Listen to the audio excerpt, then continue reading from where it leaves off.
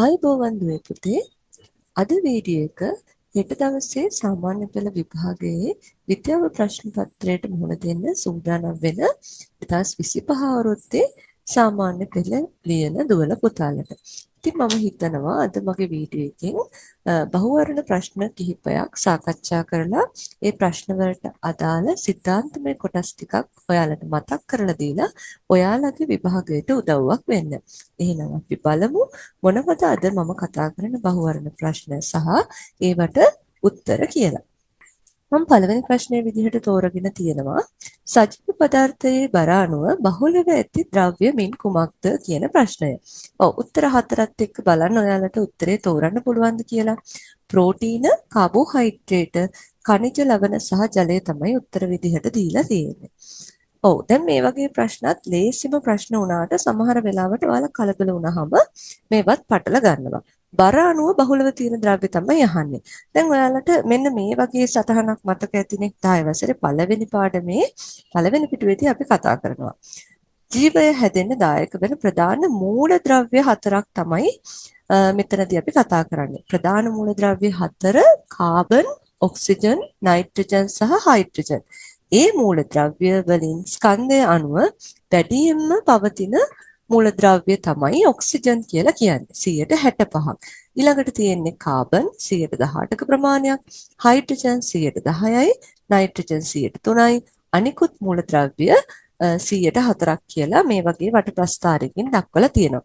මේ කතා කරන්නේ මූලද්‍රව්‍ය ගැන. ස්කන්ධය අණුව වැඩිම ප්‍රතිශතයකින් තියෙන්නේ එතකොට ඔක්සිජන්. ඊළඟට ඔයාලා මේ මූලද්‍රව්‍ය එකතු වෙලා හැදෙන සංයෝග ගැන කතා කරනවානේ. සංයෝග වර්ග දෙකක් අපි කතා කරනවා. කාබනික සංයෝගයි, අකාබනික සංයෝගයි කියලා. කාබනික සංයෝග කියලා කියන්නේ කාබන් සහිත සංයෝග. ප්‍රධාන කාබනික සංයෝග වර්ග හතරක් ගැන මේ පාඩමේදී ප්‍රධාන වශයෙන් අපි කතා කරනවා. ඒ තමයි කාබෝහයිඩ්‍රේට, ප්‍රෝටීන, ලිපිඩ සහ න්‍යෂ්ටික අම්ල. මේ අතරිනුත් අපි කතා කරනවා පෘථුවිය මතු පිට තියෙන වඩාත් සුලභම කාබනික සංයෝගය කාබෝහයිඩ්‍රේට විදිහට.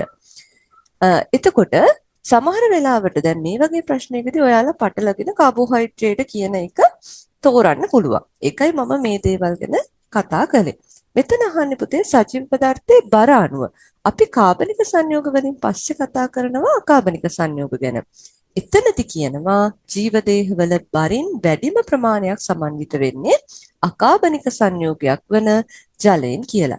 ගොඩක් ජීවීන්ගේ ශරීර බරෙන් 3න් 2ක් විතර තියෙන ජලය. ජලය සජීව පදාර්ථයේ පැවැත්මට අත්‍යවශ්‍ය මාධ්‍යයක් වේ. මෙන්න මේ වගේ විෂය කරුණු ටිකක් කතා කරනවා. එහෙනම් අපිට මේ දේවල් හරියට පැටල ගන්නේ නැතුව මතක තිබුණා නම් මේ ප්‍රශ්නෙට උත්තරේ ලියසින්ම තෝරන්න පුළුවන් ජලය කියලා. ජීවීන්ගේ දේහයේ බරින් වැඩිම ප්‍රමාණයක් සමන්විත වෙන්නේ අකාබනික සංයෝගයක් වන ජලය. එතකොට ප්‍රධානම අකාබනික සංයෝගයේ විදිහට අපි කතා කරන්නේ ජලය ගැන. දෙවැනි ප්‍රශ්නේ ස්වභාවික බහු අවයවකයක් වන්නේ කියලා අහනවා. ඔව් බහු අවයවක ගැන අපි කතා කරන්නේ 11 ශ්‍රේණියේ 14 වෙනි පාඩමේදී. මොකක්ද බහු අවයවකයක් කියලා කියන්නේ? කුඩා අණු රාශියක් එකිනෙක සම්බන්ධ වෙලා හැදෙන ඉතා විශාල අණුවකට අපි කියනවා පුතේ බහු අවයවකයක් කියලා. එතනදී අපි තව කතා කරන වචන දෙකක් තියෙනවා.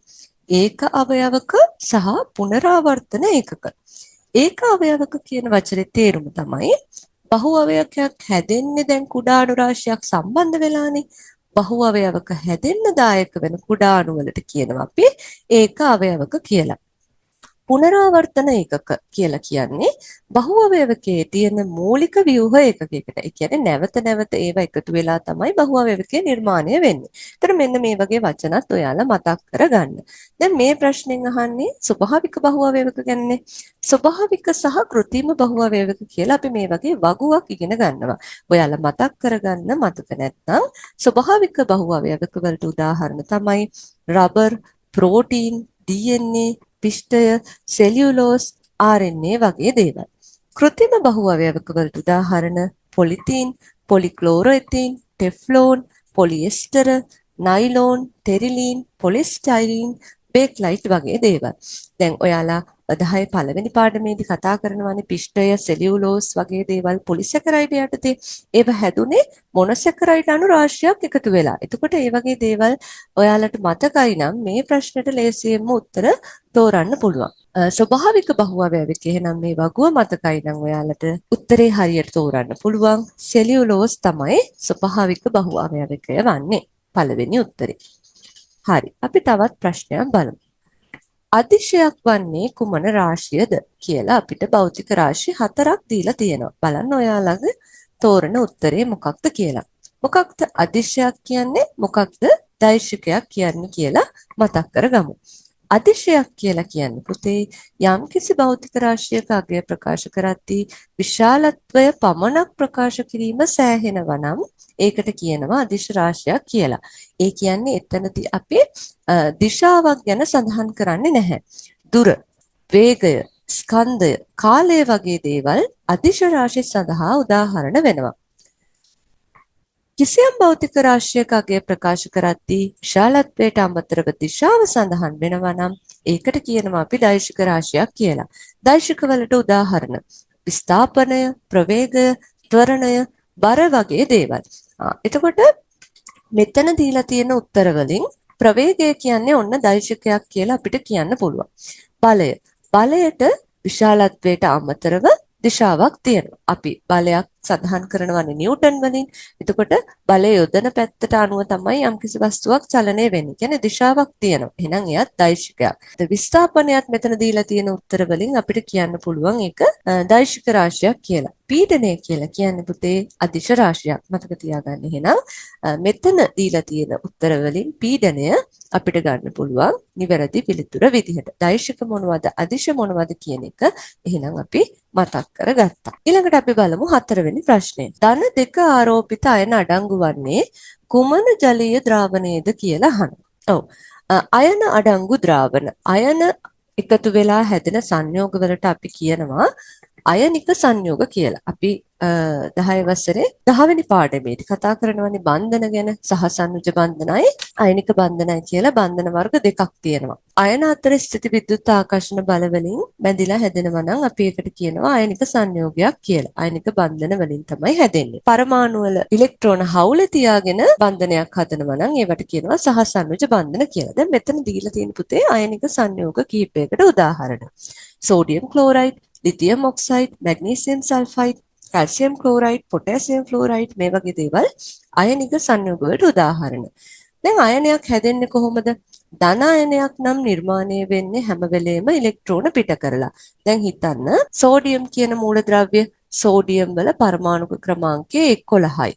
එයාගේ ඉලෙක්ට්‍රෝන වින්‍යාසය අපිට ලියන්න පුළුවන් 2.8යි 1 කියලා. මෙයාගේ අවසාන ශක්ති මට්ටමේ තියෙනවනේ ඉලෙක්ට්‍රෝන එකක්. මෙයාව පිට කරන එක ලේසි. මෙයාගේ ස්ථායි වින්‍යාසයක් හදාගන්න. මේ ඉලෙක්ට්‍රෝනය සංයුජතා කවචයේ ඉලෙක්ට්‍රෝන පිට කරලා එකක් පිට කරපුවාම එයා හදන පුතේ සෝඩියම් ධන අයනයක්. ඔන්න ඔය වගේ තමයි ධන අයන හදන්නේ. එතකොට ඍණ අයන හදන්නේ කොහොමද? ක්ලෝරින් කියන මූලද්‍රව්‍ය ගමු. ක්ලෝරින් වල පරමාණු ක්‍රමාංකය 17යි. එතකොට එයාගේ අපිට ඉලෙක්ට්‍රෝන වින්‍යාසය ලියන්න පුළුවන් 2.8යි 7 කියලා. මෙයාගේ අවසාන ශක්ති මට්ටමේ ඉලෙක්ට්‍රෝන 7ක් තියෙනවානේ. 7ක් පිට කරනවට වඩා එයාට එකක් ලබාගෙන ඉලෙක්ට්‍රෝනයක් පිටින් ලබාගෙන 2.8 ස්ථායි වින්‍යාසයක් හදන්න පුළුවන්. ස්ථායි වින්‍යාස කියලා කියන්නේ ඔයාලට මතකයි ඉලෙක්ට්‍රෝන පිරෙන ශක්ති මට්ටම් වල පිරෙන්න පුළුවන් උපරිම ඉලෙක්ට්‍රෝන සංඛ්‍යාව පිරලා තියෙන්න ඕන. එතකොට මෙයා ඉලෙක්ට්‍රෝනයක් ලබා ගන්නවා කියලා කියන්නේ ඉලෙක්ට්‍රෝන ලබා ගැනීමෙන් හදන්නේ ඍණ අයන. ඒවට අපි කියනවා ඇනායන කියලා. හරි. එතකොට දැන් මෙතන අහන්නේ ධන දෙක ආරෝපිත අයන අඩංගු වන්නේනේ. ඒකට සෝඩියම් ක්ලෝරයිඩ් වල තියෙනවා සෝඩියම් ධන අයනයකුයි ක්ලෝරයිඩ් ඍණ අයනයකුයි. මැග්නීසියම් ක්ලෝරයිඩ් ගමු. මැග්නීසියම් කියලා කියන්නේ මැග්නීසියම් වල පරමාණු ක්‍රමාංකය 12යි. එතකොට අපිට කියන්න පුළුවන් මෙයාගේ ඉලෙක්ට්‍රෝන වින්‍යාසය පළවෙනි ශක්ති මට්ටමට 2යි, ඊළඟට 8යි, ඊළඟ ශක්ති මට්ටමට 2යි. මෙයාගේ ස්ථායි වින්‍යාසයක් හදන්න නම් බාහිර කවචයේ තියෙන ඉලෙක්ට්‍රෝන දෙකක් ඉවත් කරන්න එපා. දෙකක් ඉවත් කරද්දි හදන්නේ ධන දෙක අයනයක්. එහෙනම් එයා මැග්නීසියම් ධන දෙක අයනය හදනවා. ඊළඟට ක්ලෝරයිඩ් අයනත් හදනවා. එහෙනම් අපිට මේක ලේසියෙන් උත්තරේ තෝරන්න පුළුවන් මැග්නීසියම් ක්ලෝරයිඩ් වල තමයි ධන 2 ආරෝපිත අයන තියෙනවා. දැන් පොටෑසියම් ක්ලෝරයිඩ් ගත්තොත් පොටෑසියම් වල පරමාණු ක්‍රමාංකය 19යි. 2යි 8යි 8යි එකන තියෙන එයා ඉලෙක්ට්‍රෝන 1යි පිට කරන්නේ. සල්ෆියුරික් අම්ලය ගත්තාම හයිඩ්‍රජන් ධන අයනයි සල්ෆේට් අයනයි කියන අයන කණ්ඩකයෙන් තමයි මෙයා හැදෙන්නේ. එහෙනම් අපිට මේකේ උත්තරේ තෝරන්න පුළුවන් මැග්නීසියම් ක්ලෝරයිඩ්. එයාගේ තමයි ධන 2 අයනයක් තියෙන්නේ. එහෙනම් උත්තරේ වෙන්නේ දෙවෙනි උත්තරේ. හරි. ඊළඟට පස්වෙනි ප්‍රශ්නය. ශාකයක මූල පද්ධතිය නිරීක්ෂණය කර අඳින ලද රූප සටහනක් දැක්වේ. මෙහි සඳහන් වන්නේ කුමන ශාකයක් විය හැකිද? බලන්න දීලා තියෙන රූප සටහන හොඳින් නිරීක්ෂණය කරොත් ඔයාලට මේකේ විශේෂත්වයක් දැක ගන්න පුළුවන්. මුල් අතර මූල ගැටිති තියෙනවා. මූල ගැටිති සහිත මුල් තියෙන ශාක වලට උදාහරණ තමයි රනිල කුලයේ ශාක. සාමාන්‍යයෙන් කතුරු මුරුංගා, එතකොට දඹල, බෝංචි ඔන්න ඔය වගේ ඒවා. ඊට අමතරව නිදිකුම්බා කියන ශාකය මෙන්න මේ මූල ගැටිති සහිතයි. මූල ගැටිති වල රයිසෝබියම් කියන බැක්ටීරියාවක් ඉන්නවා. එයා වායුගෝලයේ තියෙන නයිට්‍රජන් උරා ගන්නවා. මෙන්න මේ වගේ විෂය කරුණුත් ඔයාලා ඉගෙනගෙන ඇති. එහෙනම් මේ දීලා තියෙන රූප සටහනේ අපිට ලේසියෙන්ම තෝරන්න පුළුවන් පුතේ උත්තරේ මූල ගැටිති සහිත ශාකයකට උදාහරණයක් තමයි නිදිකුම්බා කියලා කියන්නේ. එහෙනම් උත්තරේ තුන්වෙනි එක. ඊළඟට 6 පහත සඳහන් අණු අතරින් ද්විත්ව බන්ධන අඩංගු අණුව කුමක්ද? ඔව් අර බන්ධන පාඩමේදීම අපි කතා කරනවා සහසනුජ බන්ධන ඉලෙක්ට්‍රෝන හවුලේ තියාගෙන හදන බන්ධනවල ඒවා හදන්නේ කොහොමද? ඊට පස්සේ ඒ බන්ධන හදන සංයෝගවල ලුවිස් ව්‍යුහ, ලුවිස් ස්ථිත් ව්‍යුහය සහ ලුවිස් ස්ථිත් කතර සටහන්. ඒ දේවල් ගැන කතා කරද්දී මතක ඇති අපි විශේෂ බන්ධන වර්ගයක් ගැන කතා කරනවා ත්‍රිත්ව බන්ධන සහ ද්විත්ව බන්ධන. ඒතර ඔයාලා මෙන්න මේ වගුව මතක් කරගත්තොත් එහෙම ඔයාලට මේ ප්‍රශ්නෙට උත්තරය තෝරන්න පුළුවන්. බලන්න ඔක්සිජන් අණුවේ තිත්කතර සටහනයි ලුවිස් ස්ථිත් ව්‍යුහයයි ලුවිස් ව්‍යුහයයි ඇදලා තියෙනවා. ඔක්සිජන් කියලා කියන්නේ පරමාණුක ක්‍රමාංකය ගත්තොත් එහෙම 8 වෙනියටනේ ඉන්නේ. ආවර්තිතාවක් වේ යාගේ පරමාණු ක්‍රමාංකය අපි කතා කරනවා 8යි කියලා. එතකොට මෙයාගේ ඉලෙක්ට්‍රෝන වින්‍යාසය ලියමු 2යි 6.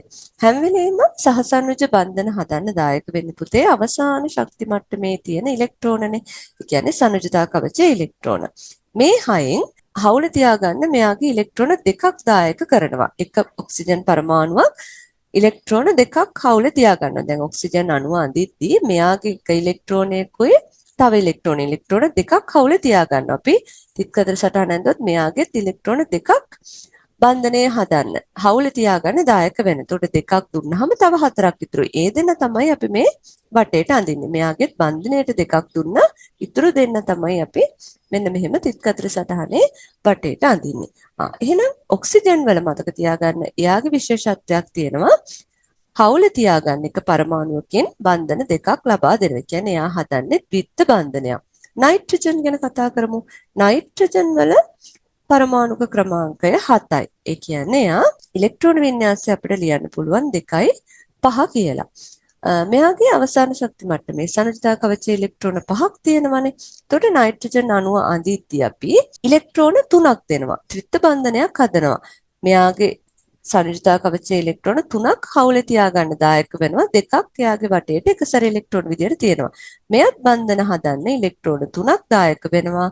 දෙකක් වටේට ඉන්නවා. එහෙනම් අපිට මෙයාගේ තිත්කතර සටහන මෙන්න මේ විදිහට අඳින්න පුළුවන්. එතකොට ලුවිස් ව්‍යුහය තමයි මේ බන්ධන ඉලෙක්ට්‍රෝන යුගල අපි කෙටි ඉරකින් පෙන්නලා ලුවිස් ව්‍යුහය අඳින්නේ. එහෙනම් මෙතන මේ සටහන ඔයාලට මතකයි නම් ත්‍රිත්ව බන්ධන අඩංගු අණුව නයිට්‍රජන් කියලා අපිට හඳුනා ගන්න පුළුවන්. ඒ වගේම කාබන් ඩයොක්සයිඩ් හයිඩ්‍රජන් වගේ අණුවලත් ලුවිස් ව්‍යුහ තිත්කතර සටහන අඳින්නේ කොහොමද කියන එක මෙන්න මේ වගේ ඔයාලා මතක් කරගන්න.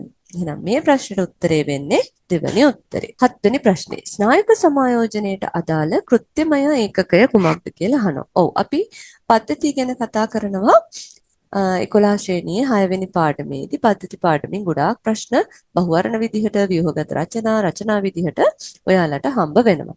ඉතින් මේ ප්‍රශ්නේ ස්නායුක සමායෝජනයට අදාළව. ස්නායු පද්ධතිය හැදෙන්න දායක වෙන්නේ ස්නායු සෛල. ඒවට අපි කියනවා නියුරෝන කියලා.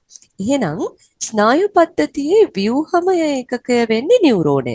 නියුරෝන කියලා කියන්නේ ස්නායු සෛලවලට. හරි. මේ නියුරෝන තුනක් ගැන අපි ඉගෙන ගන්නවා. සංවේදක නියුරෝන, අන්තර්හාර නියුරෝන සහ චාලක නියුරෝන. අපි ප්‍රතිග්‍රාහකයකින් සංවේදක ලබා ගන්නවා. ප්‍රතිග්‍රාහක කියලා කියන්නේ අපේ ඇස, කන, නාසය, දිව සහ සම. මෙන්න මේ වගේ බාහිර පරිසරයේ තියෙන උත්තේජ වෙනස් වීම අපිට හඳුනා ගන්න තියෙන සංවේදක. ප්‍රතිග්‍රාහක අවයව වලින් තමයි මේ සංවේදක ලබා ගන්න. දැන් මෙතන රූප සටහනේ පෙන්නලා තියෙනවා යම්කිසි උෂ්ණත්වය වැඩි යමක් අතේ ගැටෙනවා. එතකොට මේක අපිට දැනෙනවනේ. සම මගින් මේක දැනෙනවා. සමට තමයි දැනෙන්නේ. ප්‍රතිග්‍රාහක ඉන්ද්‍රිය වෙන්නේ සම. එතකොට සමට මේක දැනනහම මේ පණිවිඩයේ මොළයට යන්නේ සංවේදක නියුරෝනය ඔස්සේ. ගිහිල්ලා අන්තර්හාර නියුරෝනය හරහා මධ්‍ය ස්නායු පද්ධතියෙන් අපි මොළයේ පණිවිඩය දැනගෙන අත එතනින් ඉවත් කරගන්නවා. ඒ කියන්නේ කාරක මගින් අපි ප්‍රතිචාරයක් දක්වන්න ඕනේ. එතකොට මේ පණිවිඩය ලැබෙන්නේ චාලක නියුරෝනය හරහා. මෙන්න මේ සංවේදක නියුරෝනය, අන්තර්හාර නියුරෝනය සහ චාලක නියුරෝනය හරහා මේ ක්‍රියාව සිද්ධ වීම. ඒ කියන්නේ කාර්ය සිදුවන කෘත්‍යමය ඒකකයට අපි පොදුවේ හඳුන්වනවා ප්‍රතීක ඡාපය කියන නම. සමේ වෙච්ච වේදනා ප්‍රතිග්‍රාහක උත්තේජනය වෙලා සංවේදක නියුරෝනය ඔස්සේ සුසුම්නාවෙන් මොළේ දක්වා පණිවිඩය යන්නේ අන්තර්හාර නියුරෝනය දායක කරගෙන චාලක නියුරෝනයෙන් කාරකය පේශිය ක්‍රියාත්මක වෙන්න ඕනේ. එතකොට මෙන්න මේ ක්‍රියාවලිය කෘත්‍යමය කාර්ය සිදු කරන්න ඒකකය අපි හඳුන්වනවා ප්‍රතීක ඡාපය කියලා. එහෙනම් ස්නායුක සමාජනයට අදාළ කෘත්‍යමය ඒකකය වෙන්නේ ප්‍රතීක ඡාපය. අපිට මේකේ උත්තරේ තෝරන්න පුළුවන් දෙවැනි උත්තරේ විදිහට. ඊළඟට 8 වෙනි ප්‍රශ්නේ. 2.8 ඉලෙක්ට්‍රෝන වින්‍යාසයේ තියෙන්නේ කුමන අයනයේද කියලා අහනවා. ඔව්. දැන් අපි බලමු ලිතියම්. ලිතියම් වල පරමාණුක ක්‍රමාංකය. හයිඩ්‍රජන්, හීලියම්, ලිතියම් තුන්වෙනියට තමයි ඉන්නේ. එතකොට එයාගේ ඉලෙක්ට්‍රෝන වින්‍යාසය අපි ලියන්නේ 2.1 කියලා. ලිතියම් ධන අයනයක් හදනවා කියලා කියන්නේ මෙයාගේ මේ අවසාන ශක්ති මට්ටමේ ඉලෙක්ට්‍රෝනේ පිට කරනවානේ. එහෙනම් ලිතියම් ධන අයනයට ලිතියම් ධන අයනයේ තියෙන ඉලෙක්ට්‍රෝන සංඛ්‍යාව 2යි. එක ඉලෙක්ට්‍රෝනයක් පිට කරා. එහෙනම් එයාගේ තියෙන්නේ ඉලෙක්ට්‍රෝන වින්‍යාසය 2ම තමයි. ඊළඟට බෙරිලියම්. බෙරිලියම් පරමාණුව ගමු. එයා ඉන්නේ 4ට. එයාගේ අපි ඉලෙක්ට්‍රෝන වින්‍යාසය ලියන්නේ 2.2 කියලා. අවසාන ශක්ති මට්ටමේ ඉලෙක්ට්‍රෝන 2ක් පිට කරලා බෙරිලියම් ධන 2 අයනය හදනවා. එහෙනම් බෙරිලියම් ධන 2 අයනයේ ඉලෙක්ට්‍රෝන වින්‍යාසය වෙන්නේ 2 විතරයි. මේ ඉලෙක්ට්‍රෝන 2 පිට වෙලා. මැග්නීසියම් කියන පරමාණුව ගත්තොත් එයාගේ පරමාණුක ක්‍රමාංකය 12යි. එයා 2යි 8යි 2 විදිහට තමයි ඉලෙක්ට්‍රෝන වින්‍යාසය තියෙන්නේ. මැග්නීසියම් ධන 2 අයනය හදද්දී මෙයාගේ මේ ඉලෙක්ට්‍රෝන 2 අවසාන ශක්ති මට්ටමේ ඉලෙක්ට්‍රෝන 2 පිට කරනවා. ධන අයන හදන්නේ ඉලෙක්ට්‍රෝන පිට කරලා. එහෙනම් මැග්නීසියම් ධන 2 අයනයේ ඉලෙක්ට්‍රෝන වින්‍යාසය 2.8. ඔන්න අපිට උත්තරෙත් ලැබුණා. අපි කැල්සියමුත් ලියමු. කැල්සියම් පරමාණු ක්‍රමාංකය 20යි, ඉලෙක්ට්‍රෝන වින්‍යාසය 2යි 8යි 8යි 2. එතකොට එයාගේ ඉලෙක්ට්‍රෝන 2 අවසාන ශක්ති මට්ටමේ ඉලෙක්ට්‍රෝන 2 පිට කරනවා. එතකොට එයාගේ තියෙන ඉලෙක්ට්‍රෝන වින්‍යාසය 2යි 8යි 8 කියලා. අපෙන් ප්‍රශ්නේ අහන්න 2යි 8 ඉලෙක්ට්‍රෝන වින්‍යාසය ගැන. එහෙනම් උත්තරේ තෝරන්න පුළුවන් තුන්වෙනි උත්තරේ විදිහට. 9 වෙනි ප්‍රශ්නේ. කෙන්න පෙරලීමට හේතු වන්නේ කුමන මූලද්‍රව්‍යයේ උණතාවයේද කියලා අහනවා. කෙන්න පෙරලීම ගැන අපි කතා කරනවා ශ්වසන පද්ධතිය ගැන කතා කරද්දී ශ්වසනයේ ආකාර තුනක් තියෙනවානේ. බාහිර ශ්වසනය, ඊළඟට ගර්ථ තුල සිදුවන වායු හුවමාරුව සහ සෛලය තුල සිදුවන ස්වායු ශ්වසනය ගැන. ඊට ස්වායු ශ්වසනය කියන්නේ මොකක්ද? නිර්වායු ශ්වසනය කියන්නේ මොකක්ද කියලා අපි පොඩ්ඩක් මතක් කරගමු.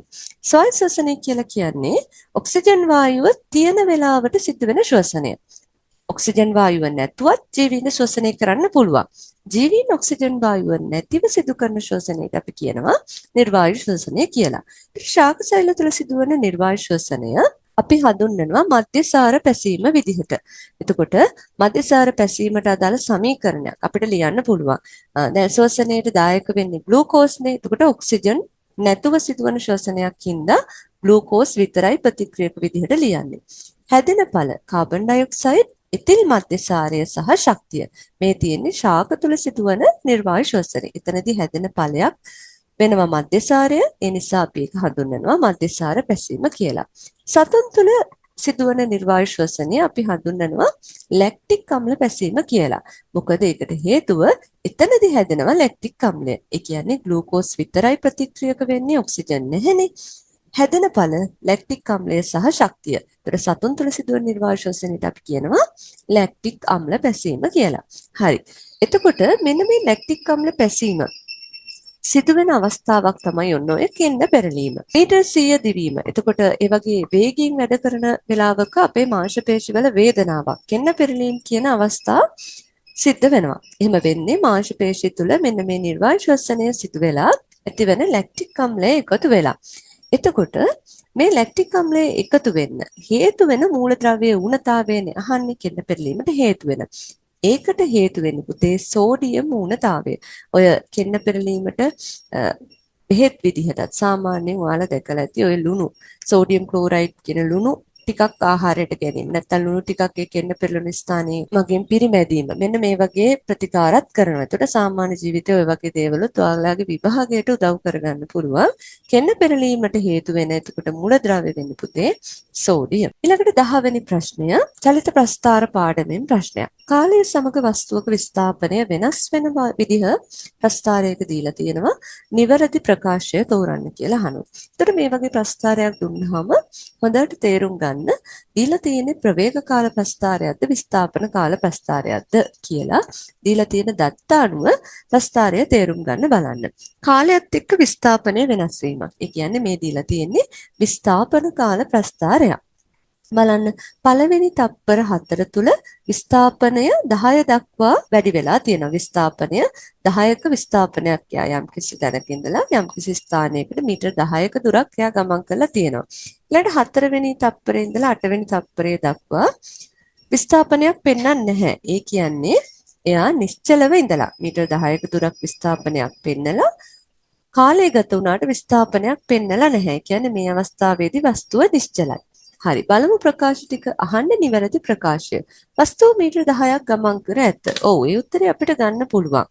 4 වෙනි තප්පරේ වෙදී මීටර 10ක දුරක් ගමන් කරලා තියෙනවා. වස්තුව මුල් තප්පර 4 තුර ඒකාකාර ත්වරණයෙන් ගමන් කර ඇත. විස්ථාපන කාල ප්‍රස්ථාරයක මෙන්න මේ අනුක්‍රමණය විස්ථාපනයේ බෙදීම කාලයෙන් ලැබෙන්නේ පුතේ ප්‍රවේගයක්. ඒකාකාර ප්‍රවේගයක් තමයි පළවෙනි තප්පර 4 තුර මෙයා පෙන්නලා තියෙන්නේ. ඒකයි මම කිව්වේ දැන් ඔයාලා මේක ප්‍රවේග කාල ප්‍රස්ථාරයක් විදිහට සැලකුවොත් සමහර වෙලාවට ප්‍රවේග කාල ප්‍රස්ථාරයක ප්‍රවේගයේ බෙදීම කාලයෙන් ලැබෙන්නේ ප්‍රවේග වෙනසක් බෙදීම කාලයෙන් ලැබෙන්නේ ත්වරණයක්නේ. ඒක ඒකාකාර ත්වරණය කියලා ඔන්න දෙවෙනි උත්තරේ තෝරන්න පුළුවන්. පළවෙනි තප්පර 4 තුල මෙන්න මේ ප්‍රස්ථාරයේ හැටියට පෙන්වන්නේ පුතේ ඒකාකාර ප්‍රවේගය. මොකද විස්ථාපනයේ බෙදීම කාලය y අක්ෂයේ කණ්ඩාංක x අක්ෂයේ කණ්ඩාංක වලින් බෙදුවාම අපිට ලැබෙන්නේ ප්‍රවේගයක්. එහෙනම් දෙවෙනි උත්තරේ වැරදි. වස්තුව නැවත ආරම්භක ස්ථානයට පැමිණ ඇත. එහෙම කියන්න බෑ. 4 වෙනි තප්පරයෙන් පස්සේ කාලය ගත වුණාට මෙයා චලනයක් දක්වලා නැහැ. නිශ්චලව ඉඳලා තියෙනවා. ආරම්භක ස්ථානයට පැමිණීමක් ගැන පෙන්වන්නේ නැහැ. මුල් තප්පර 4 තුල වස්තුව තප්පරයට මීටර 2ක ඒකාකාර ප්‍රවේගයෙන් ගමන් කර ඇත. ඔව් ප්‍රවේග වෙනස බෙදීම කාලය 10 බෙදීම 4 අපිට ලැබෙනවා 2.5ක උත්තරයක්. ඒ කියන්නේ ඒකාකාර ප්‍රවේගයගේ දෙකක් නෙවෙයි දෙකට වඩා වැඩි අගයක් 2.5ක් වගේ උත්තරයක් තමයි ලැබෙන්නේ. y අක්ෂයේ කණ්ඩාංක x අක්ෂයේ කණ්ඩාංක වලින් බෙදුවහම. ඒතර 4 වෙනි උත්තරේ ගන්නත් බෑ. මේකේ පිළිතුර වෙන්නේ පළවෙනි එක වස්තුව මීටර 10ක් ගමන් කරලා තියෙනවා කියන එක තමයි නිවැරදි ප්‍රකාශය වෙන්නේ. 11 වෙනි ප්‍රශ්නේ බලන්න වස්තුවක අඩංගු පදාර්ථ ප්‍රමාණය. වස්තුවක අඩංගු පදාර්ථ ප්‍රමාණය තමයි අහන්නේ. මේක සිද්ධාන්තමය කොටසක් අපි ඉගෙන ගන්න. පදාර්ථ ප්‍රමාණය අපි හඳුන්වන්නේ ස්කන්ධය කියලා. දෙවෙනි උත්තරේ. ඊළඟට 12 පෙප්සින් එන්සයිමය ශ්‍රාවය කරන්නේ කුමන අවයවය මගින්ද? ඔව් 11 ශ්‍රේණියේ අපි පද්ධතිය යටතේ කතා කරනවානේ ආහාර ජීර්ණ පද්ධතිය ගැන. ආහාර ජීර්ණ පද්ධතිය ආශ්‍රිත එන්සයිමයක් තමයි පෙප්සින් එන්සයිමය කියලා කියන්නේ. අපි මුඛ කුහරය තුළට ලබා ගන්න ආහාරයක් ඉස්සෙල්ලාම ජීර්ණය වීම ආරම්භ වෙන්නේ මුඛ කුහරය තුලදීමයි. අපි ලබා ගන්න ආහාරයේ පිෂ්ඨය තියෙනවා නම් පිෂ්ඨය කේටයේ තියෙනවා ටයලින් නැත්නම් කේට ඇමයිලේස් කියන එන්සයිමයක්. ඒකෙන් මෝල්ටෝස් බවට ජීර්ණය කරනවා. එහෙනම් මුඛ කුහරය තුල මෙන්න මේ වගේ ජීර්ණයක් වෙනවා. ඊළඟට මුඛ කුහරයෙන් පස්සේ අන්න ශ්‍රෝතයේ දිගේ ආහාරය ගමන් කරනවා ආමාශයට. ආමාශයේ ප්‍රධාන වශයෙන්ම තියෙනවා පුතේ හයිඩ්‍රොක්ලෝරික් අම්ලය සහ මෙන්න මේ පෙප්සින්. පෙප්සින් සක්‍රීය තත්ත්වයට පත් කරන්නේ හයිඩ්‍රොක්ලෝරික් අම්ලය මගින්. පෙප්සින් වලින් කරන වැඩේ තමයි ප්‍රෝටීන ආහාර ජීර්ණය ආරම්භ කරනවා. අර්ධ වශයෙන් ජීර්ණය කරලා පොලිපෙප්ටයිඩ් හදන්න දායක වෙන්නේ පෙප්සින් කියන එන්සයිමය. පෙප්සින් ක්‍රියා කරන්නේ එතකොට ප්‍රෝටීන මත ප්‍රෝටීන පොලිපෙප්ටයිඩ් බවට පත් කිරීමක් තමයි පෙප්සින් වලින් කරන්නේ. එහෙනම් අපිට මේ ප්‍රශ්නෙට උත්තරේ තෝරන්න පුළුවන් පෙප්සින් එන්සයිමේ ශ්‍රාවය කරන්නේ කොහෙන්ද? ආමාශය මගින් කියලා. අපි තවදුරටත් මේකේ තියෙන දේවල් ටිකක් ආහාර ජීර්ණ පද්ධතිය ආශ්‍රිත එන්සයිම ගැන මතක් කරගමු. ඔව් ආහාර ජීර්ණ පද්ධතියේ දැන් ආමාශයෙන් පස්සේ ආහාර ටික ඇතුළු වෙනවා ග්‍රහණීය කුඩා අන්ත්‍රය ඊළඟට මහා අන්ත්‍රය ඔස්සේන ගමන් කරන්නේ කුඩා අන්ත්‍රය තුලදී ආහාරයට එකතු වෙන තවත් ජීර්ණ යුෂ තියෙනවා. ඒව තමයි ආග්නේයාශික යුෂයයි අන්ත්‍රයෙන් ශ්‍රාවය වෙන ආන්ත්‍රික යුෂයත්. ආග්නේයාශයෙන් ශ්‍රාවය වෙනවා ආග්නේයාශික යුෂය ශුද්‍රාන්තයෙන් කුඩා අන්ත්‍රයෙන් ශ්‍රාවය වෙනවා ආන්ත්‍රික යුෂ. ආග්නේයාශික යුෂයේ එන්සයිම වර්ග තුනක් ගැන අපි ඉගෙන ගන්නවා. ට්‍රිප්සින්, ඇමයිලේස් සහ ලයිපේස්. ට්‍රිප්සින් ක්‍රියාත්මක වෙන්නේ ප්‍රෝටීන ආහාර මත. ප්‍රෝටීන තවදුරටත් පොලිපෙප්ටයිඩ් බවට පත් කරනවා. දැන් ආමාශයේදීත් පෙප්සින් වලින් කරේ ප්‍රෝටීන පොලිපෙප්ටයිඩ් කරනවා. එතකොට ට්‍රිප්සින් වලිනුත් කරන්නේ ප්‍රෝටීන පොලිපෙප්ටයිඩ් කිරීම. ඊළඟට අග්නේයාශික යුෂයේ තියෙන පුතේ ඇමයිලේස්. ඒවා ක්‍රියා කරන්නේ පිෂ්ඨය මත මෝල්ටෝස් බවට පත් කරනවා. ලයිපේස් කියලා එන්සයිමයක් තියෙනවා. ඒක ලිපිඩ මත ක්‍රියා කරලා ලිපිඩ ජීර්ණය සම්පූර්ණ වෙනවා අග්නේයාශික යුෂය මගින්. මේද අම්ල සහ ග්ලිසරෝල් බවට මේ ලිපිඩවල තියෙන තැනුම් මේකකනේ ඒ බවට පත් කරනවා. ඊළඟට ශුද්‍රාන්ත්‍රයෙන් ශ්‍රාවය කරන එන්සයිම ටිකක් තියෙනවා මෝල්ටේස්, සුක්‍රේස්, ලැක්ටේස් සහ පෙප්ටිඩේස්. මෝල්ටේස් ක්‍රියාත්මක වෙන්නේ මෝල්ටෝස් මත. මෝල්ටෝස් මත ක්‍රියා කරලා මෝල්ටෝස් වල දැනුම් මේකකයේ ග්ලූකෝස් බවට පත් වෙනවා. සුක්‍රෝස් මත ක්‍රියා කරලා ග්ලූකෝස් සහ ෆ්‍රක්ටෝස් බවට පත් කරනවා. ග්ලූකෝස් ෆ්‍රක්ටෝස් අණු එකතු වෙලා තමයි සුක්‍රෝස් හැදුනේ. ලැක්ටෝස් මත ක්‍රියා කරලා ග්ලූකෝස් සහ ගැලැක්ටෝස් බවට පත් කරනවා. මේ දෙන්න එකතු වීමෙන් තමයි ලැක්ටෝස් අණුවක් නිර්මාණය වුනේ. බලන්න මතකයි පළවෙනි පාඩමේ අපි ඩයිසැකරයිඩ් යටතේන කතා කරන්නේ ලැක්ටෝස්, සුක්‍රෝස්, මෝල්ටෝස් ගැන. එතකොට ඒවා හැදෙන්න දායක වෙච්ච මොනොසැකරයිඩ් අණු බවට තමයි මෙතනදී ඵලයක් විදියට හැදෙන්නේ. පෙප්ටිඩේස් කියන එන්සයිමෙන් පොලිපෙප්ටයිඩ් මත ක්‍රියා කරලා ප්‍රෝටීන වල තැනුම් මේකක වන ඇමයිනෝ අම්ල හදනවා. එහෙනම් ආහාර ජීර්ණය සම්පූර්ණ වෙන්නේ ශුද්‍රාන්තය කියන කොටස තුලදී. එතකොට ඒ සඳහා ආහාර ජීර්ණය සම්පූර්ණ වෙන්න දායක වෙන මේ එන්සයිම වර්ග මොන අවයවයෙන්ද ශ්‍රාවය වෙන්නේ ඒවා ක්‍රියා කරන ආහාර වර්ගය මොකක්ද කියන එකත් එහෙනම් අපි මතක් කරගත්තා මේ කොටස තුලින්. හරි. එහෙනම් අපේ ප්‍රශ්නෙට උත්තරේ වෙන්නේ පුතේ මෙතනදී අහන්නේ පෙප්සින් එන්සයිමය ගැන. පෙප්සින් එන්සයිමේ ශ්‍රාවය වෙන්නේ ආමාශය මගින්. ඊළඟට 13 වෙනි ප්‍රශ්නය අම්ල භස්ම පාඩමේ. දුබල අම්ලයක ජලීය ද්‍රාවණයක් සම්බන්ධ සත්‍ය ප්‍රකාශය කුමක්ද කියලා ප්‍රකාශ 4ක් දීලා තියෙනවා. ඔව් අම්ලයක් කියන එක අපි පුංචි පන්තිවලදී නම් ඉගෙන ගන්න ඇඹුල් රසක් තියෙන දෙයක් කියලා. 11 පන්තියට ගිහපුවාම අපි එහෙම කියන්නේ නැහැ. අම්ලයක් කියලා කියන්නේ ජලීය මාධ්‍යයකදී හයිඩ්‍රජන් ධනායන මුදා හැරීමේ හැකියාව තියෙන සංයෝගයක් කියලා තමයි කතා කරන්නේ. අම්ල අපි බෙදනවා ප්‍රබල අම්ලයි දුබල අම්ලයි කියලා. දුබල අම්ල ගැනනේ මෙතන අහන්නේ. දුබල අම්ලයක් කියලා කියන්නේ ජලීය ද්‍රාවණයේදී භාගිකව අයනීකරණය වෙලා හයිඩ්‍රජන් ධනායන මුදා හරින අම්ලයක්. ඒකෙන් අදහස් වෙන්නේ ජලීය ද්‍රාවණයේදී ඒ වගේ අම්ල අණු වලින් කොටසක් විතරයි හයිඩ්‍රජන් අයන බවට පත් වෙන්නේ. එතකොට අයනීකරණය නොවුණු අම්ල අණු මේ සංයෝගය තුළ තියෙනවා. ජලීය ද්‍රාවණයක් තුළ තියෙනවා. එහෙනම් පළවෙනි ප්‍රකාශය හරි. pH අගය 7ට අඩුයි කියලා දෙවෙනි ප්‍රකාශය කියනවා. අම්ල භස්ම ගැන කතා කරද්දී මෙන්න මේ pH පරිමාණය ගැන මතක් කර ගන්නවා. pH අගය 7යි නම් අපි ඒ සංයෝගය උදාසීන සංයෝගයක් විදිහට හඳුනා ගන්නවා. pH අගය 7ට වඩා අඩුයි නම් මේවා ආම්ලිකයි. සාමාන්‍යයෙන් ආම්ලිකතාවයේ වැඩි ඒවායේ pH අගය ඉතාමත්ම අඩුයි. එතකොට pH අගය 7ට වඩා අඩුයි කියලා කියන්නේ ඒවා අම්ල තමයි. ආම්ලික ගුණ දක්වනවා. pH එකේ 4ට වඩා වැඩි කියලා කියන්නේ ඒවා භාෂ්මික ගුණ දක්වනවා. භාෂ්මිකතාවය ඉතා වැඩි ඒවායේ pH එකය 14 13 සීමාවේ තියෙනවා. එතකොට pH එකේ 4ට වඩා අඩුයි කියන ප්‍රකාශයත් හරි. මාධ්‍ය හයිඩ්‍රජන් ධනායන අඩංගු වෙනවා කියන ප්‍රකාශයත් අපි පළවෙනි කොටස ගැන කතා කරද්දි කතා කරා. හයිඩ්‍රජන් ධනායන කොටසක් තියෙනවා. එහෙනම් අපිට මේ ප්‍රශ්නෙට උත්තරේ විදිහට තෝරන්න පුළුවන් පුතේ මේ සඳහන් ප්‍රකාශ සියල්ලම සත්‍ය ප්‍රකාශ විදිහට. දුබල අම්ල වලට උදාහරණත් මේත් එක්කම ඔයාලා මතක් කරගන්න. ඇසිටික් අම්ලය, කාබොනික් අම්ලය, ෆොස්ෆරික් අම්ලය වගේ දේවල් දුබල අම්ල විදිහට අපිට ගන්න පුළුවන්. 14 වෙනි ප්‍රශ්නය. A සහ B ද්‍රව දෙකේ ඝනත්ව අතර අනුපාතය 1:2යි. එකම ගැඹුරකදී AB අතර ද්‍රවස්ථිතික පීඩන අනුපාතය කුමක්ද කියලා අහනවා. ඔව්. ද්‍රවස්ථිතික පීඩනය අපි හොයන සමීකරණයක් තියෙනවා. මතකයිද? භාජනයක ද්‍රව කඳේ උස h නම් ඒ ද්‍රවයේ ඝනත්වය ρ විදිහට සැලකුවොත් භාජනයේ පත්ලේ ඒකක වර්ගඵලයකට ඉහළින් තියෙන ද්‍රව කඳේ බර සමාන වෙනවා h ρg කියන සූත්‍රයට. කිසි ස්ථානයක ද්‍රව කඳ මගින් ඇති කරන පීඩනය h ρg කියන සමීකරණයෙන් ලබා ගන්නවා. එතකොට ද්‍රවස්ථිතික පීඩනය සම්බන්ධ සමීකරණය මෙන්න මේක හින්දා මෙතනදී ප්‍රශ්න කියනවනේ පුතේ එකම ගැඹුරකදී කියලා AB කියන ලක්ෂ දෙක තියෙන්නේ. එතකොට H සමාන වෙනවා. දෙන්නම එකම ගැඹුරක් ගැන තමයි සඳහන් වෙන්නේ. ඝනත්ව දෙක තමයි වෙනස් වෙන්නේ. රෝගයගේ තමයි වෙනස් වෙන්නේ. ගුරුත්වජ ත්වරණයගේ වෙනසක් වෙන්නේ නැහැ. ඝනත්ව දෙක අතර අනුපාතය 1:2යි කියලා දීලා තියෙනවා. එහෙනම් ද්‍රවස්ථිතික පීඩනය වෙනස් වෙන්නේ මේ ඝනත්වයේ අතර අනුපාතය මතමයි. මොකද H කියාගේ එකමයි G කියාගේ එකමයි. එහෙනම් අපිට කියන්න පුළුවන් ද්‍රවස්ථිතික පීඩන අනුපාතයත් 1:2යි කියලා. එහෙනම් මේ ප්‍රශ්නට උත්තරේ වෙන්නේ පළවෙනි උත්තරේ. 15 වෙනි ප්‍රශ්නේ. වායුගෝලයට කාබන් ඩයොක්සයිඩ් මුදාහරින ක්‍රියාවලියක් නොවන්නේ කුමක්ද කියලා අහනවා. ඉන්ධන දහනය, ශ්වසනය, වියෝජනය සහ ප්‍රභා සංශ්ලේෂණය. ප්‍රශ්න දැක්ක ගමන් හොඳට පාඩම් කරපු දරුවෙක්ට මේකේ ප්‍රශ්න ලේසියෙන්ම තෝරගන්න පුළුවන්. කාබන් ඩයොක්සයිඩ් මුදාහරින ක්‍රියාවලි විදිහට අපි කතා කරනවා කාබන් චක්‍රය යටතේ. බලන්න වායුගෝලයේ තියෙන කාබන් ඩයොක්සයිඩ් ශාක වලින් ලබා ගන්න ක්‍රියාවලිය තමයි ප්‍රභා සංශ්ලේෂණය.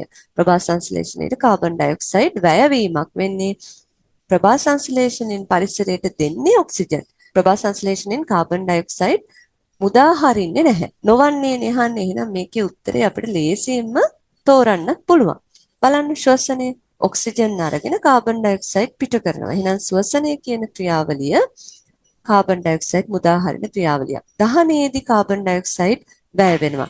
වියෝජනය කියලා කියන්නේ ද්‍රව්‍ය දි รา පත් කිරීම. නේ ශාක මැරුණාම සතුන් මැරුණාම ක්ෂුද්‍ර ජීවීන් මගින් මල ද්‍රව්‍ය දි รา පත් වීම සිද්ධ වෙනවා. වියෝජන ක්‍රියාවලියෙන් ෆොසිල් ඉන්ධන හැදිලා ඒ ඉන්ධන වලින් වක්‍රාකාරයෙන් හෝ කාබන් ඩයොක්සයිඩ් මුදා හැරීමක් සිද්ධ වෙනවා. එහෙනම් CO2 මුදා හැරෙන ක්‍රියාවලියක් නොවන්නේ ප්‍රභා සංශ්ලේෂණය. මේ වීඩියෝ එකකින් එහෙනම් ඔයාලා බහුවර්ණ ප්‍රශ්න ටිකකට උත්තර දෙවුවා වගේම ඔයාලගේ ඉගෙනගත්ත සිද්ධාන්තමය කරුණු ගොඩක් ඔයාලට මතක් කරගන්න පුළුවන් වුණා කියලා මම හිතනවා. මේ වගේම තවත් ප්‍රශ්න ටිකක් වීඩියෝ එකේ ඊළඟ කොටසෙන් මම කතා කරනවා. එහෙනම් ඔයාලා channel එක subscribe කරලා නැත්නම් subscribe කරලා තියාගන්න. bell icon එකත් click කරලා තියාගන්න. එතකොට වීඩියෝ එක දාපු ගමන්ම ඔයාලට notification එක එනවා. එහෙනම් අපි ඉක්මනින්ම වීඩියෝ එකේ දෙවෙනි කොටසින් හමු වෙමු.